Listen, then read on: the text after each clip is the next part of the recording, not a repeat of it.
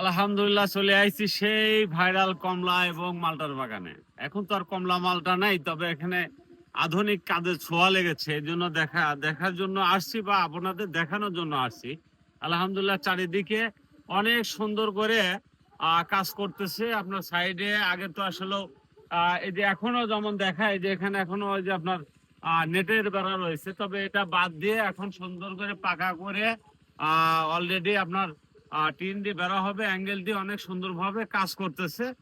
তো এটা আপনাদের দেখানোর জন্য আমি আসছি। যাই হোক আলহামদুলিল্লাহ অনেক সুন্দর ইয়ে হয়েছে। তো এখন আসলে কমলা মালটা তো কোনোটাই নেই, এখন দেখতেছি পিঁপে আছে গাছে। গাছে পিঁপে পানি নিয়ে বাসায় নিয়ে যাব পিঁপে খাওয়ার জন্য, তাছাড়া আর উপায় নাই। আমি যেহেতু পাইলাম না এখন।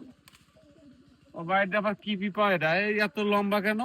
হ্যাঁ, দেখেন এটাও কিন্তু একটা আধুনিক জাত, যা হয়তো সচরাচর কোথাও দেখা যায় না। যদি দেখা যায় তো তাহলে তো হয়তো দেখতামই। তবে একটা আধুনিক পিঁপা তো হয় গোল, এটা কিন্তু লম্বা, তারপরে অনেক বড়। বাবা, মাপি যদি পড়ায় 1 হাত হয়ে যাবে। হ্যাঁ, একটা না দুইটা নেবো বাসার জন্য। দুইটা নিয়ে পিঁপা দিয়ে পিঁপে দিয়ে ডিম রান্না হবে। ডিম ডিম ডিম আর পিঁপা দিয়ে খাবো। এখন যেহেতু আসি কমলা মালটা পেলাম না, বাসায় এখন পিঁপা নিয়ে যাচ্ছি হলো বাসার জন্য। ডিম দিয়ে রান্না করে খাবো। আলহামদুলিল্লাহ যদি পিঁপা দেখায়, যে দেখেন কত সুন্দর, আর প্রায় 1 হাত। এত বড় পিঁপা দেখছেন কিনা জানি না, তবে চিকন। এটা কিন্তু আলাদা একটা জাত আসলে।